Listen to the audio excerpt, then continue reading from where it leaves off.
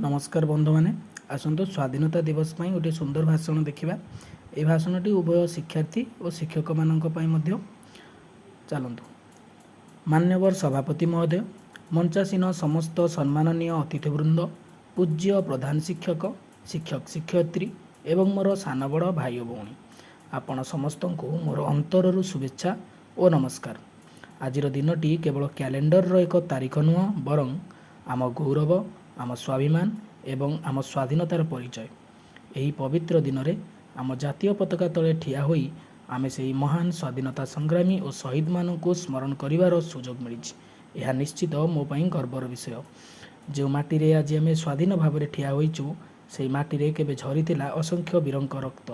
आम हाथ में उड़ुथुवा एही तिरंगा केवल एक पताका नुहे, यह हेउची आम शहीद मानक त्याग, संघर्ष और बलिदान प्रतीक। 1947 मसीहा अगस्ट 15 रे भारत ब्रिटिश शासन रु स्वाधीन होइतिला। किंतु आमे केबे भाविचु कि यही स्वाधीनता पाइया पई केते लोक निज जीवन हराइथिले, केते माँ निज पुओ को हराइथिले, केते युवक हसी हसी फांसीर दौड़ी को ग्रहण करथिले। महात्मा गांधी का अहिंसा आंदोलन, नेताजी सुभाष चंद्र बोस को आजाद हिंद फौज, भगत सिंह का बलिदान एसबू स्वाधीनतार अमर अध्याय। यही संग्राम रे आम ओडिशार भूमि मध्य रक्त रंगित होइतिला।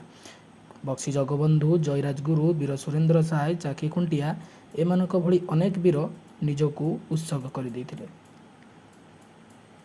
आउ जेतेबेले ओडिशार स्वाधीनता संग्राम रो कथा कहूचु सेतेबेले भद्रकर रक्त तीर्थ इरम को केबे भूली हेब नाही।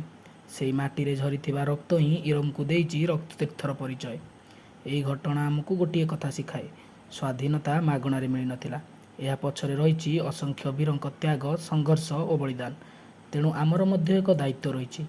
आमे देश को भल पाइबा, शहीद मान को सम्मान दबा, देशर एकता और अखंडता को रक्षा करिबा, निज कर्तव्य को सचोटतार सह पालन करिबा। आउ जेबे जेबे मातृभूमि बलिदान मागिबो आमे सबुठु आगरे ठिया होइतिबा। शेष रे एतिकी कहिबी, शहीद मान को सत्य श्रद्धांजलि केवल फूल देई नुह बरं एक भल भारत गढ़िपा द्वारा निया जाई पारे। वंदे मातरम। जय हिंद, जय भारत। यार आपण स्क्रीनशॉट भी रखिपारे।